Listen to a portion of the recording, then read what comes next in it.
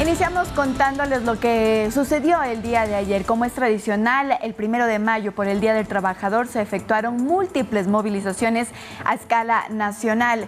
Cientos de personas y representantes de diferentes gremios sindicales y organizaciones sociales marcharon en las principales vías de Quito, de Guayaquil, de Cuenca y otras ciudades del país. La jornada se desarrolló sin incidentes ni contratiempos. Así es, y entre los varios temas que se abordaron en estas movilizaciones, plantearon una mayor atención de las autoridades de gobierno en torno a la situación laboral, a la inseguridad. También se pronunciaron sobre el juicio político en contra del presidente Guillermo Lasso. Presentaron voces tanto a favor como en contra.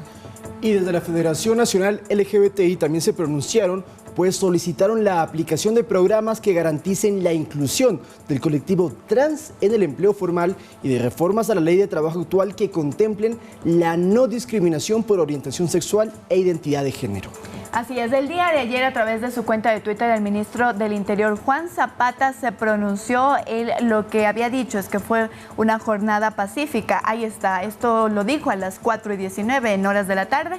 Agradezco la madurez de los trabajadores que se manifestaron pacíficamente en este día. Registramos 61 marchas que demostraron que todos buscamos paz. La manifestación pacífica es un derecho que pone en evidencia el grado de respeto y responsabilidad de un Estado, fueron las palabras del ministro del Interior, Juan Zapata. Por ejemplo, en Cuenca la marcha estuvo en el centro histórico de la capital de la SUAIL. Un sol espectacular también les acompaña. Sí. Mili Zambrano estuvo por allá, por cierto, nuestra compañera. También, bueno, en Guayaquil toda la 9 de octubre llena de gente, en Quito lo mismo. Y es que uno de los temas esenciales es el empleo, porque algunos datos que tengo aquí que quería comentarles, según el INEC, es que la ciudad del país con mayor desempleo en este primer trimestre del 2023 es Quito con el 8,6%. Y la segunda y tercera son Machala con el 7,2% y Ambato con el 4%. Guayaquil, en cambio, es la quinta ciudad con mayor desempleo. Sí, la primera en índices de inseguridad, pero en desempleo está mucho más atrás de las mencionadas Quito, Machala y Ambato. Muy bien, vamos a cambiar de tema y les vamos a contar otros sucesos que ocurrieron el fin de semana. Un bus de la cooperativa Reina del Camino cayó al río Blanco la madrugada del lunes 1 de mayo. El incidente se registró en la comuna 29 de septiembre, entre los cantones La Concordia y Puerto Quito. En el bus, que cubría la ruta Esmeraldas-Manta, viajaban 17 personas, incluidos el chofer y su ayudante. Según miembros del Cuerpo de Bomberos, todos los ocupantes fueron rescatados ilesos, yo diría milagrosamente. Esas son las imágenes del bus que se cayó. Así es, increíble ver estas fotografías. Miren ustedes cómo el bus por poco y cae completamente. Bueno, este incidente ocurrió en un tramo que corresponde a la provincia de Esmeraldas, donde el puente colapsó, el puente que estaba allí antes, colapsó el pasado 18 de marzo, producto de las intensas lluvias que desbordaron el río.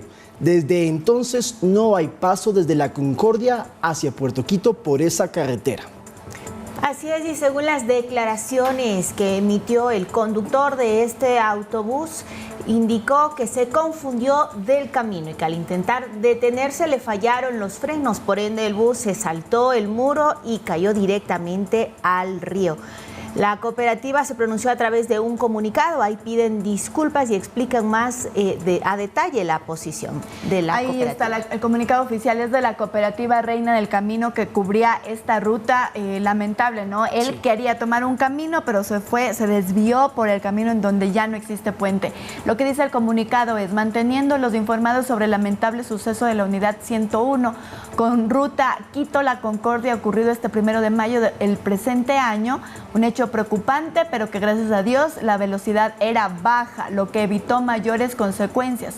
Reconocemos que ha sido una confusión de parte del chofer que tomó la ruta equivocada, hecho que será analizado y sancionado de manera pertinente. Por lo tanto, pedimos las correspondientes disculpas a la ciudadanía, especialmente a los usuarios que viajaban en ese momento. Además, agradecemos a todos los ciudadanos que se han manifestado a favor de la cooperativa. Ese es el comunicado y realmente qué susto se llevaron los usuarios de esta Totalmente. unidad. Ahora, nos preguntaremos, bueno, ¿cuándo va a estar el puente? Porque desde el 18 de marzo, que no hay, según ha dicho el Ministerio de Transporte y Obras Públicas, a finales de julio van a construir, o ya va a estar terminado, un puente tipo Delta, que tiene unas estructuras que se pueden amoldar para que sea de un paso temporal, eso a finales de julio, mientras que el puente definitivo va a estar el próximo año, Es un trabajo bastante arduo, nos han explicado, porque mencionan que para llevar el material para la construcción del puente Delta tienes que tener por lo menos 60 viajes de camiones desde Chimborazo, donde está el material, hacia esta zona en la provincia de Esmeraldas. Por eso habrá que esperar todavía un par de meses para que tengamos el paso temporal y no haya este tipo de accidentes, Andrea y Olga, que en verdad nos sorprenden bastante. Es importante recordarle a la ciudadanía también que este puente es principal porque conecta tanto a la provincia de Pichincha con la provincia de Esmeraldas. Todas las personas que desde Puerto Quito desean ir hacia Esmeraldas utilizaban este puente, que ha terminado generando algunos problemas y que todos están esperando obviamente la construcción de este puente. No solo los problemas que vimos del fin de semana, sino todos los días la gente también tiene inconvenientes para movilizarse de un sector a otro. Pero bueno, ahora vamos a ir a temas de seguridad, porque 10 personas fallecieron este fin de semana tras un ataque armado en la calle Gómez Rendón en Guayaquil.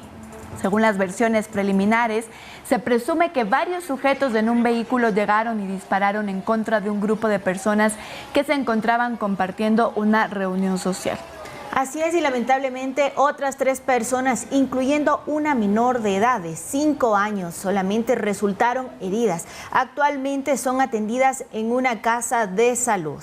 Los agentes policiales recogieron al menos 88 indicios balísticos de distintos calibres, mientras varias unidades de inteligencia de la Policía Nacional realizan la respectiva investigación. Al momento las autoridades tienen una tesis.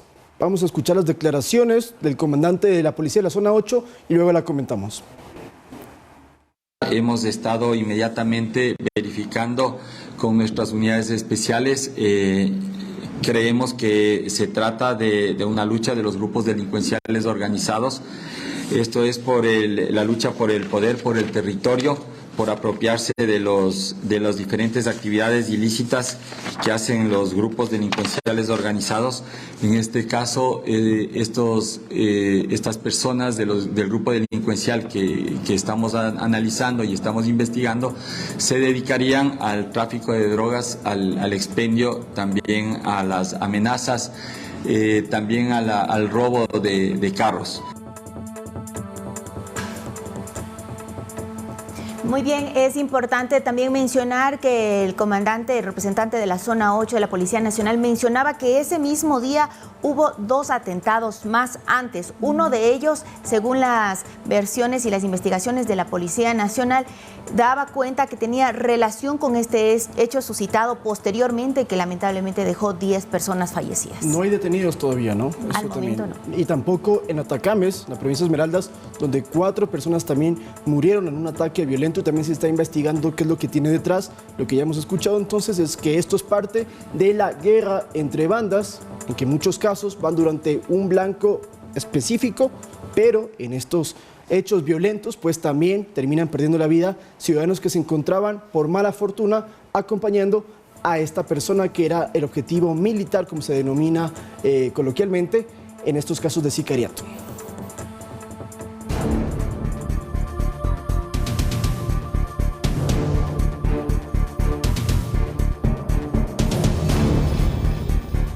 Y tras el anuncio del Consejo de Seguridad Pública y del Estado COSEPE de declarar al terrorismo como una amenaza a la seguridad integral de la nación, el ministro del Interior, Juan Zapata, se reunió el día de ayer, este lunes, con el comandante general de la Policía, Fausto Salinas, y el mando institucional para definir nuevas acciones en contra de los grupos de delincuencia organizada y la delincuencia común. Están dentro de este plan. En este lineamiento se señaló que se realizará una reorganización, readecuación, reentrenamiento y fortalecimiento de todas las unidades para enfrentar a las nuevas amenazas que están afectando al Estado, en este caso el terrorismo.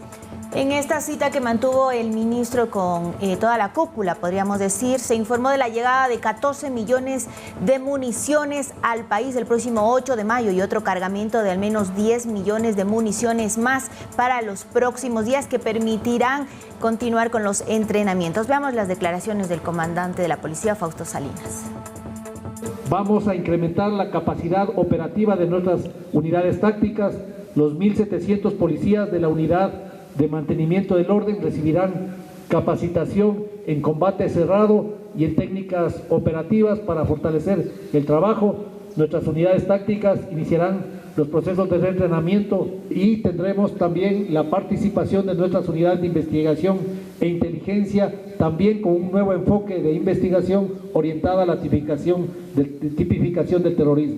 Y adicionalmente ya están en marcha los principales proyectos de esta acción estratégica, como es la munición, que nos permitirá incrementar ya este proceso de entrenamiento, capacitación, que iniciará ya en 20 días que tendremos la munición.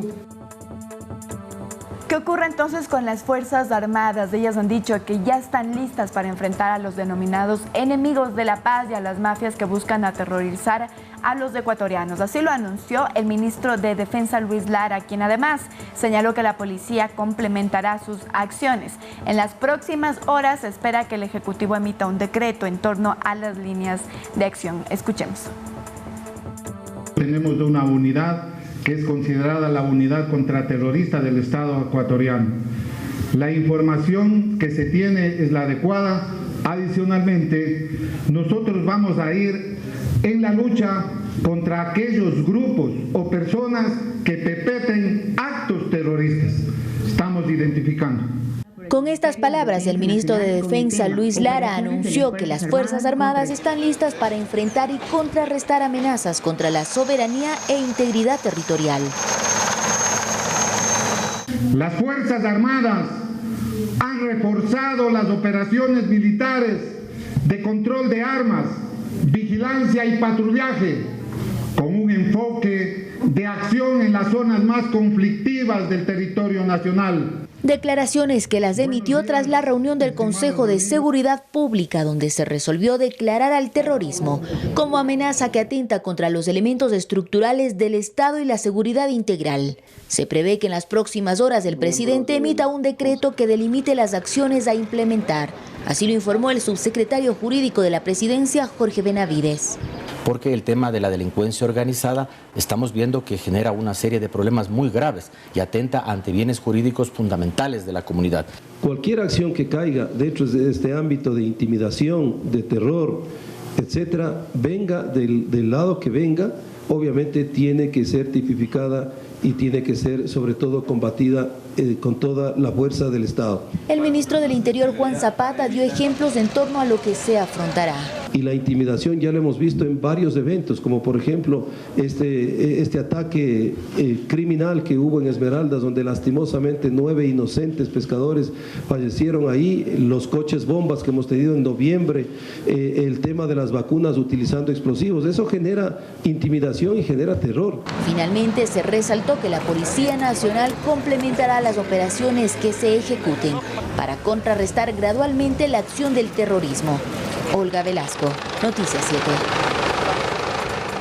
Estamos todavía a la espera de que se emita este decreto ejecutivo, el cual le recomendaron al presidente Lasso para que, entre otras cosas, se apliquen medidas urgentes y coercitivas como el uso de armas letales contra el terrorismo. Eso hasta hoy, 2 de mayo, todavía no se lo realiza. Conocemos que en la presidencia el equipo jurídico está elaborando este documento oficial que esperamos esta semana entonces se lo pueda llegar a conocer. Tendremos acá al secretario de Seguridad, Wagner Bravo, y le preguntaremos justamente sobre este tema para despejar cualquier tipo de dudas en este combate a los grupos que realizan y aterrorizan al país, en este caso terroristas. En medio de discrepancias se desarrolló el 10º Congreso del Movimiento Político de Pachacutic, donde se eligió a su nuevo coordinador nacional, Guillermo Churuchumbi. El encuentro se desarrolló el fin de semana en El Puyo, provincia de Pastaza, y en la cita se evidenció divisiones internas y con dirigentes de la CONAIE, uno de ellos con Leonidas Diza. Pese a que en la cuenta de Twitter de Pachacutic se anunció la suspensión del proceso interno por las situaciones que se llevaron a cabo, posteriormente el presidente del Tribunal Electoral del Movimiento decidió continuar con la jornada, donde asistieron, por cierto, alrededor de 1.300 delegados provinciales de esta agrupación política. Así es, y al finalizar esta jornada, este encuentro, se dio a conocer, como ya mencionábamos, que Guillermo Churuchumbi será el nuevo coordinador nacional del movimiento Pachacutic, cargo que lo tendrá hasta el año 2026. Churuchumbi, quien era candidato de la Confederación de Nacionalidades Indígenas del Ecuador, CONAIE, obtuvo 355 votos a su favor y reemplazará a Marlon Santi. Sabes que la semana pasada, el viernes, conversamos con Marlon Santi y nos había dicho que había la posibilidad de suspender esta elección si había desmanes o altercados, que finalmente hubo. De hecho, de los 3 miembros que conforman el Tribunal Electoral de Pachacutic para esta elección, 2 dijeron hay que suspenderlo por los problemas, pero uno mencionó tenemos que continuar, y así es que hacen el conteo de votos y gana Churuchumbi, pese a que Marlon Santi y otros miembros de la directiva de Pachacutic, la directiva saliente, decían que no se reconocían los resultados, que ahora ya los están en firme, digámoslo así, porque inclusive la bancada legislativa de Pachacutic, los asambleístas, han mencionado que reconocen a Churuchumbi como la nueva máxima autoridad del partido, y Churuchumbi ha dicho que tiene como mira para el 2025 ganar las elecciones. No sabremos quién será el candidato, pero sí él como coordinador tiene que elaborar la propuesta para que el partido político se presente en las presidenciales, reiteramos, de este 2025, es decir, en 2 años. Recordemos que Guillermo Churuchumbi tuvo una votación importante en los últimos comicios. Él estaba como candidato para la prefectura de Pichincha, pero además recordemos también que él tenía el apoyo de Leonidas Diza entre los 3 candidatos que se habían fijado para el fin de semana. Pero ¿por qué es importante conversar sobre ahora el coordinador de Pachacutic? Es importante porque además evidentemente de ser pues una organización que tiene muchas personas que están pues dentro de esta organización, ellos tienen 27 asambleístas dentro de la Asamblea Nacional, y precisamente ahí en el legislativo es donde actualmente se está pues tratando el juicio político en contra del presidente Guillermo Lasso, y evidentemente el presidente de la coordinación de Pachacutic pues podría influir en la votación de estos 27 miembros de la coordinación de Pachacutic. Bien, ¿y quién es Guillermo Churuchumbi? Él es nativo de Cayambe, tiene 53 años de edad, fue alcalde de Cayambe, cargo al que renunció justamente para ser candidato a la prefectura de Pichincha, que no ganó, y también se lo ha vinculado en varios trabajos con fundaciones, con UNICEF, con Fundación Causay, entre otros que han sido activos también en torno a sus cargos en Cayambe, ¿no? Veremos qué sucede, porque justamente sobre el juicio político, y para terminar la información, Marlon Santi, que es, reitero, el coordinador saliente, había dicho que ya hay una postura clara y que ganara quien ganara, eso no se debía cambiar.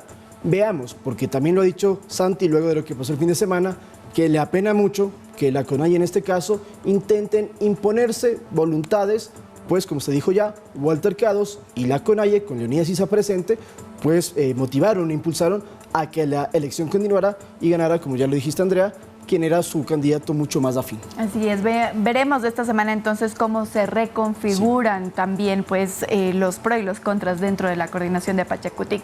Ahora cambiamos de tema y les contamos que para el próximo 4 de mayo se fijó la fecha en la que se efectuará la formulación de cargos en contra del juez provincial Vladimir J. y de los vocales del Consejo de la Judicatura Juan José M. y Ruth B., a quienes la Fiscalía los acusará por el delito de tráfico de influencias. Pues a decir de su titular, Diana Salazar, hay un presunto abuso del cargo en el que se ejerció influencia en otros servidores judiciales para fallar en una causa. La investigación previa le llevó a la Fiscalía alrededor de 10 meses, tiempo en el que recabó los elementos de convicción que presentará en la diligencia que se va a efectuar en la Corte Nacional de Justicia en el norte de Quito a las 10 de la mañana de la fecha mencionada.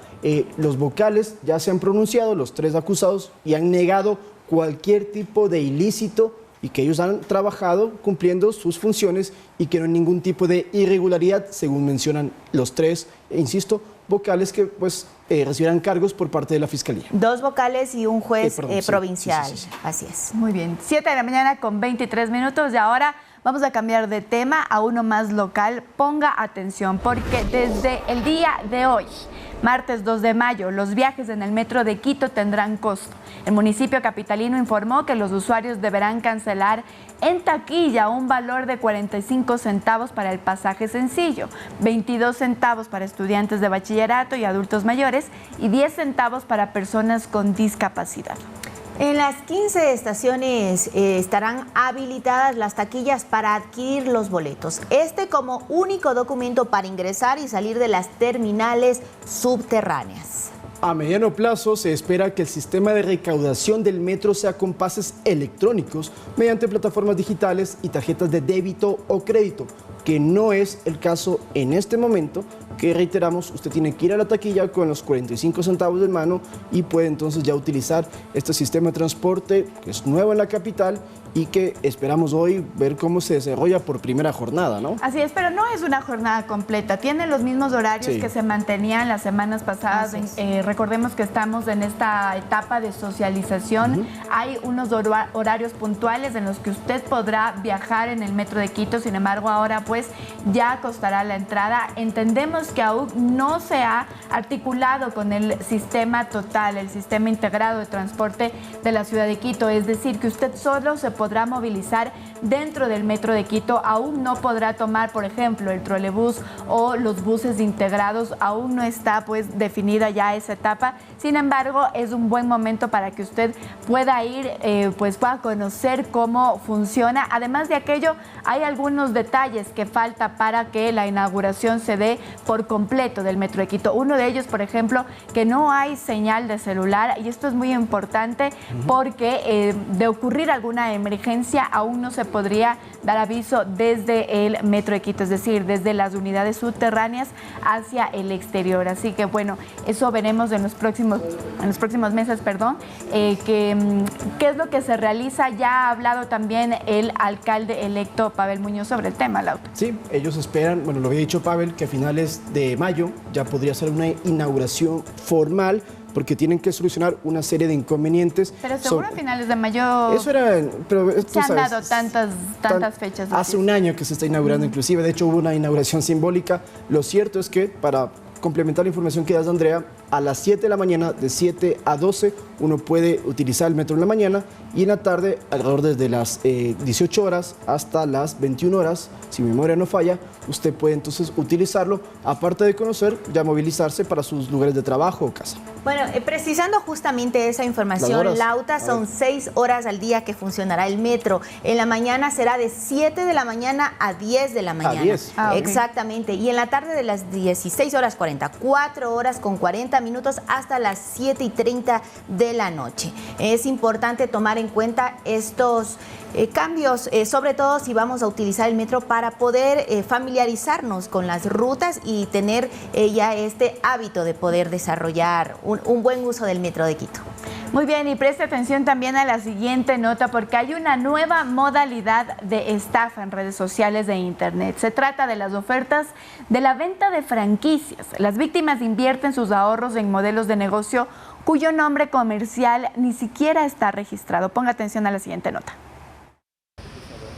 Camilo, como llamaremos a este joven, quería montar un negocio. En internet encontró que ofrecían la franquicia de una farmacia por $16,000, cuyo nombre prefiere obviar, y le pareció que era la mejor opción de ganar dinero. Entonces, claro, tú en redes sociales ves cómo abren un montón de locales, un montón de farmacias. Ellos lo que te dan básicamente son las perchas y el medicamento. Obviamente las vitrinas y eso. Pero era una trampa. Y Camilo lo descubrió, ya con la farmacia en funcionamiento, pues la inversión no era suficiente para ese tipo de negocio. Con $16,000 puedo decir que una farmacia no se puede surtir con lo que necesita. Mi farmacia era vacía. Para complicar la situación, invirtió $10,000 más, pero tampoco bastaron y a los 3 meses quebró.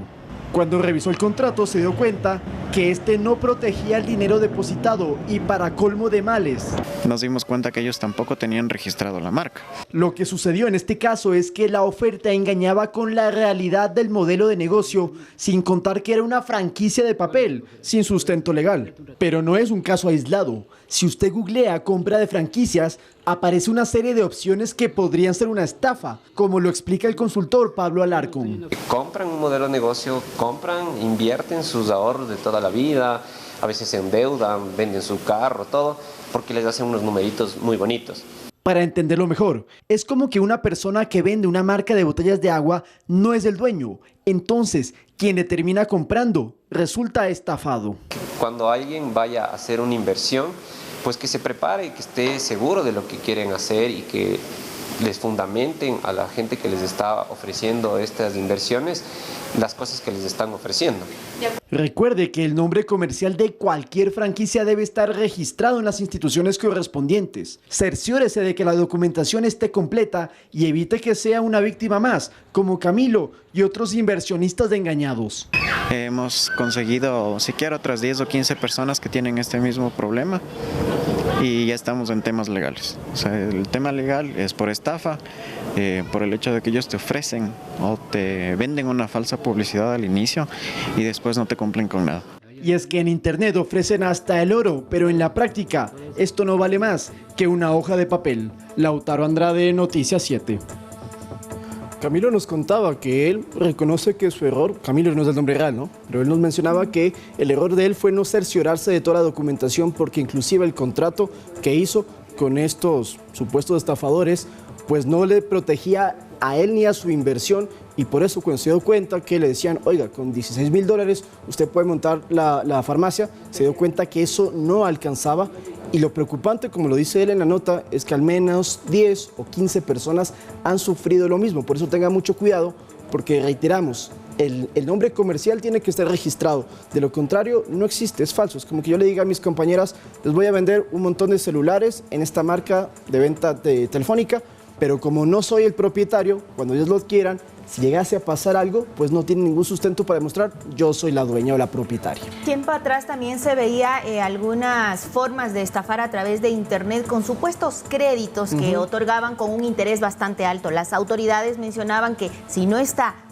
con las políticas de la Superintendencia de Bancos, no prestar atención porque terminan siendo estafas, ¿no?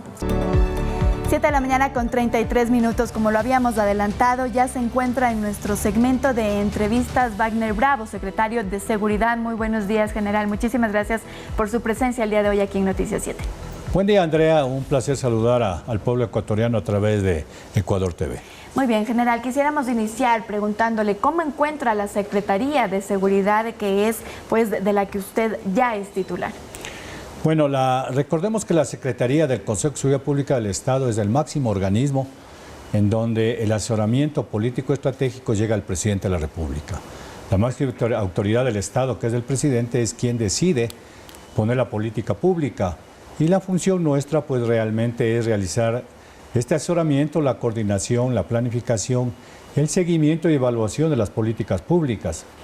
El sistema de seguridad pública del Estado está conformado por este nivel y los órganos ejecutores. Entonces, de lo que yo veo, estamos en la construcción del sistema de seguridad, que antes lo llamábamos Sistema de Seguridad Nacional. Hoy se llama de Seguridad Pública del Estado y vamos a hacerlo lo mejor posible para que en la urgencia del caso tengamos un sistema que nos ayude a solucionar los problemas que tiene el Ecuador. ¿Y le dejaron un plan de seguridad, como se había mencionado, que se estuvo trabajando en los últimos 3 meses? Efectivamente, el plan se lo viene trabajando desde agosto del año pasado, sí. Lautaro, y lo estamos revisando para poderlo presentar ya al seno del COSEPE, se lo analice y se pueda decidir si es que ya entra en ejecución. ¿Qué es la finalidad de un plan? Normalmente tiene un norte y, como digo, el sistema funciona por una política pública, por las normas que hay que seguir desde la Constitución, de todo el apoyo que tenemos y realmente las misiones que deben tener los órganos ejecutores. General, es decir, que este plan de seguridad que desde agosto del año pasado se está reconfigurando, ¿aún no entra en ejecución? Bueno, se ha ido ejecutando de algunas formas, pero siempre un plan, precisamente por eso se llama un plan, determina unas órdenes para que sean presentes. El plan es a futuro. Y se lo ha ido revisando, se lo ha ido analizando. Algunas de las cosas ya se han ido ejecutando. ¿Como por ejemplo? Porque hay que hacerlo. Porque hay que hacerlo. Como el asunto de los estados de excepción, el empleo del apoyo de Fuerzas Armadas a la Policía Nacional, el control de armas, la protección de fronteras que hacen Fuerzas Armadas, que es permanente, el mismo trabajo de la Policía Nacional que está en el control del orden público y la seguridad ciudadana. La seguridad no puede parar, igual que el desarrollo del país no puede parar, eso es continuo y los planes se van actualizando. General, usted había dicho en declaraciones pasadas que pacificar el país no depende únicamente de un plan de seguridad. ¿De qué más se necesita para lograrlo? De que ojalá los ecuatorianos tengamos una cultura de paz. una cultura de convivencia. O sea, ¿qué es una cultura de paz? Una cultura de convivencia pacífica, que nos respetemos unos a otros, que respetemos fundamentalmente la integridad y la vida. El bien más preciado y jurídico que hay que cuidar es la vida de los ecuatorianos. Artículo 83 de la Constitución, numeral 4, determina de que todos los ecuatorianos, todo el Estado, y el Estado somos los 18 millones de ecuatorianos, tenemos que colaborar con la seguridad. Y ahí yo pongo un ejemplo muy sencillo en el cual le pido a la ciudadanía que nos apoye. Si es que una persona, por ahorrarse unos dólares, compra cosas robadas, quiere decir que está haciendo el incremento de la delincuencia común. Entonces, si la persona no compra, aquella persona que comete un delito al robarle el celular, la cartera, el vehículo a otro ciudadano que le debe haber costado mucho, simplemente vamos a ir apaciguando la delincuencia común. Si un ecuatoriano puede estar viendo de que en un sector, como ya sucedió hace unos 15 días, llega un vehículo a las 3 de la mañana, descarga otras cosas, que hay mucha gente que entra y que sale y que no es parte de la ciudadela, del barrio, pues hay que denunciarlo. Porque primero está cuidando a su familia, a su vida, y posiblemente ahí se está cometiendo un delito. Ese es el apoyo, y poco a poco vamos a tener, si es que yo creo, y ojalá lo podamos hacer, una cultura de paz, una cultura de seguridad. Saludémonos todos los días. Empezar desde las bases, Andrés. General. De los principios y valores. Si vamos a caminar en un parque y yo le saludo a una persona porque así es la norma de convivencia de ese tejido social de lo que somos los ecuatorianos, lo importante es que la persona no me regrese a ver como que le estoy viendo para asaltarle. General, pero ahí le corto. ¿Y qué hacer entonces con el crimen organizado? Entendemos que ya no solo estamos, digamos, y lo pongo entre comillas, lo han dicho ustedes, en guerra con la delincuencia común, sino ya con otro tipo de delincuencia, es decir, el crimen organizado. ¿Cuáles van a ser las acciones a corto plazo que se podrían mirar, digamos? Bueno, Andrea, lo que ha estado sucediendo en el Ecuador, que la delincuencia común migró a grupos delincuenciales armados en el Ecuador. Se aliaron con el crimen internacional organizado y hoy están haciendo el empleo de técnicas que se llaman de terrorismo.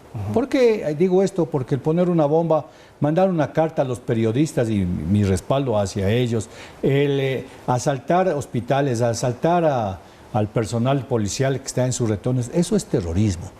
Y por eso precisamente el día jueves el Consejo de Seguridad Pública del Estado, que ya no es reservado, ha declarado que existen en el Ecuador terroristas y que por lo tanto las personas que hacen esas actividades son declarados terroristas. Eso queríamos precisar porque hay dudas en las calles. La gente dice, a ver, ¿los grupos delincuenciales que conocemos todos son terroristas o no? ¿Se va a combatir a quien cometa un acto que sea terrorista? Eso no quedó muy claro, general.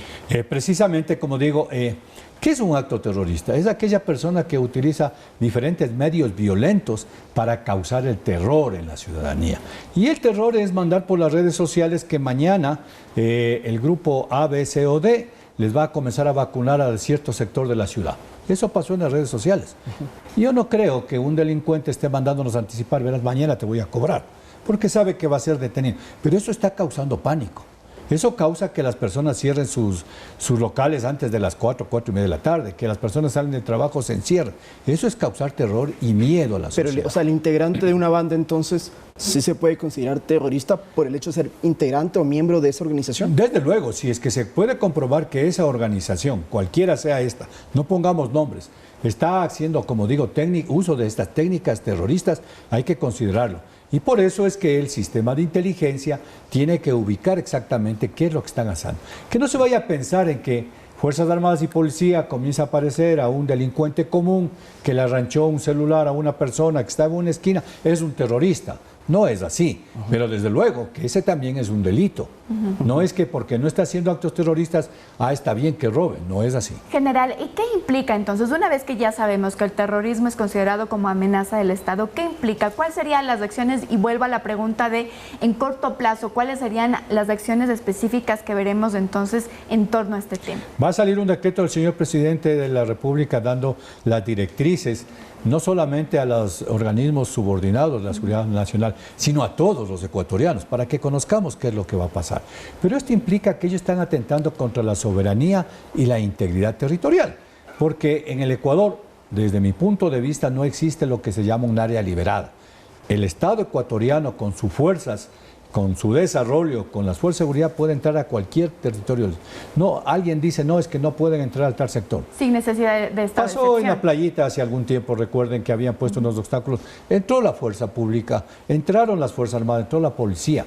Pero aquellas personas que quieran y tengan alguna especie de dominio, pues van a ser identificados y van a ser capturados. Y ahí entra directamente ya, con autorización expresa de esto, el empleo de Fuerzas Armadas a realizar operaciones contra terroristas. Es decir, a identificar, capturar, neutralizar a aquellas personas que están haciendo terrorismo en el Ecuador. ¿Y habrá alguna forma de proteger mediante la ley tanto a policías como militares en este uso de la fuerza? Porque conocemos todos, y es un debate nacional, que hay muchos policías que a veces han dicho, bueno, es complicado dispararle o neutralizar a un delincuente porque los meten presos, porque hay este lío con la justicia. Si los militares comienzan a usar armas letales, como incluso fue la recomendación del COSEPE, ¿hay algo que los proteja? El artículo 30 del Código Orgánico Integral Penal habla de la antijuricidad. ¿Qué quiere decir? Que un militar o un policía o aquella persona que por potestad estatal, con orden expresa, está haciendo uso debido de las armas que tiene para proteger a los ecuatorianos, en el caso de su propia vida, porque están atentando contra policías o militares, en contra de terceros, porque están cerca y no puede haber daños colaterales. Lo que, como vuelvo a repetir, hay que ubicar y cuidar es el bien jurídico de la vida. Ellos tienen todo el derecho a emplear la fuerza letal de las armas que son del Estado. No son del policía, no son del militar, son del Estado. Y por lo tanto, tiene que hacerse la investigación ante un hecho que pueda pasar para determinar cuáles son las circunstancias, cuáles son los hechos y qué es lo que ha sucedido. Porque tampoco se va a poder permitir de que salgamos a disparar como en el oeste, viejo oeste que decimos. Eso no va a suceder. Yo creo que Fuerzas Armadas y Policía son muy profesionales y tienen en este caso también unidades contraterroristas que son específicamente entrenadas para lo que ha pasado. Muchas de las operaciones que han hecho Fuerzas Armadas y Policía son operaciones limpias, como se llama. No hay daños colaterales. General, ¿para cuándo se tiene previsto entonces que ya se emita el decreto? Y en este decreto también se determinará si es uso progresivo o uso legítimo de la fuerza.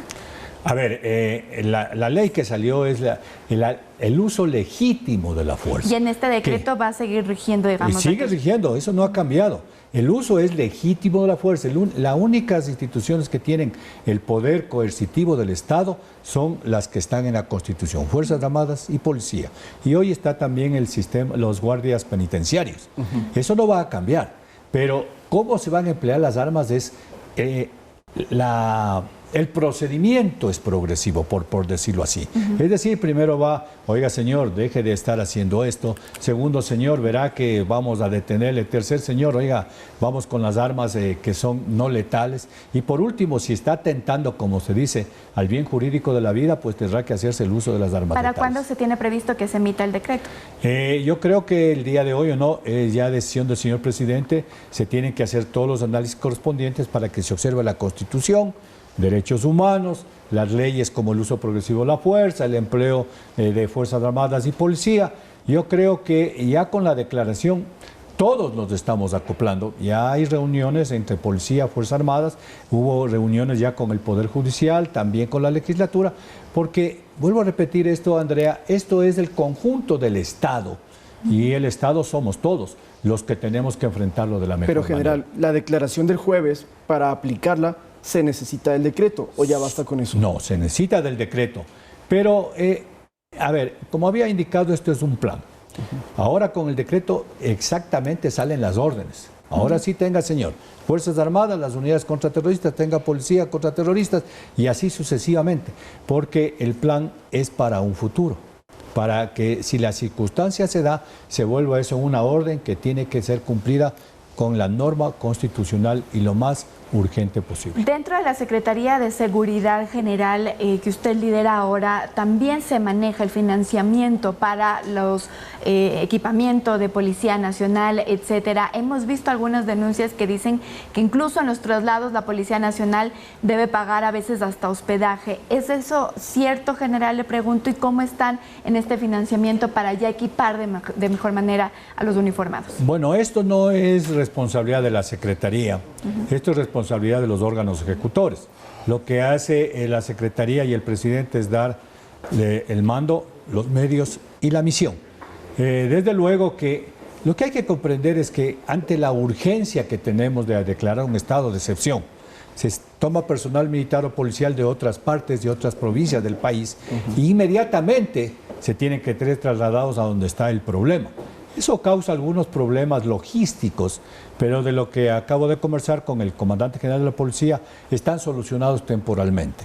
Están, como se había dicho hace algún tiempo, en construcción esos cuarteles intermedios que van a permitir tener todas las condiciones del caso. ¿Para cuándo Ahí estaría, pedimos a los general? señores miembros de Policía y Fuerzas Armadas la paciencia del caso. Ojalá pudiéramos tener, ojalá el Estado ecuatoriano pueda tener los mejores medios para que ellos estén en forma cómoda cumpliendo con su misión, pero se ha solucionado y también se está en contacto, y eso es importante, Andrea y Lautaro, decirlo, se está en contacto ahorita con los gobiernos autónomos descentralizados para que nos apoyen hasta que se pueda terminar todo este proceso que me imagino que va a estar a finales de año. Según tengo entendido, vuelvo a repetir, no es mi responsabilidad, pero creo que se van a invertir cerca de $70 millones en buscar esta comodidad, que no es comodidad, son necesidades de personal de policías militares que son movilizados en forma urgente. O sea, comprar vehículos, también armamento, escuchamos ayer que se busca traer, ¿cómo van esos procesos? Fuerzas Armadas, de lo que yo tengo conocimiento, no es tampoco mi responsabilidad, ya ha recibido unos fusiles, ya están siendo entregadas las unidades que están más operativas, porque esto es un proceso que hay que ir cambiando, hay que ir conociendo las armas, hay que ir entrenando. También de lo que tengo conocimiento, pues ya están comprándose los vehículos correspondientes. Vamos de a poco, pero con la urgencia que no nos van a ganar la guerra. Lo que está claro es que la mano dura que lo ha determinado el presidente de la República y lo que determinó el COSEPE, si es que hay que poner las armas letales, pues hay que hacerlo. De alguna u otra forma, el Ecuador no puede estar en manos de terroristas o del crimen internacional organizado. Yo tengo una más, general. Ustedes también mencionaron lo de las reuniones del COSEPE que ya no sean reservadas. ¿Cada cuánto se van a reunir? De hecho, ya tuvieron una reunión el jueves pasado. ¿Cuándo es la próxima? Y no sé si delinearon como un calendario de reuniones. Por norma, el COSEPE debe reunirse cada 4 meses. Pero ante la situación que se viva, se reúne inmediatamente por asesoramiento de quien habla o por pedido directo del señor presidente o de alguno de los miembros del COSEPE. Eso lo vamos a hacer porque, vuelvo a repetir, hay una urgencia, como se ha determinado, en que esté reunido ese cuerpo colegiado. A mí me pareció muy bien la reunión y el comprometimiento que han tenido todos los miembros del COSEPE, a quienes, desde mi punto de vista, en la primera reunión yo les felicito y les agradezco el apoyo que están dando todas las instituciones del Estado a la política que el presidente lo ha puesto. Mano dura y eliminemos lo más rápidamente posible este mal. General, en la reunión del COSEPE se supo que el representante del Consejo de la Judicatura no asistió. ¿Ya han mantenido reuniones tal vez con él? ¿Cuáles son tal vez las acciones que se van a realizar en conjunto con el Consejo de la Judicatura para que no pase lo que ha ocurrido en estas últimas semanas, que se detiene a sospechosos pero 2 días después salen libres?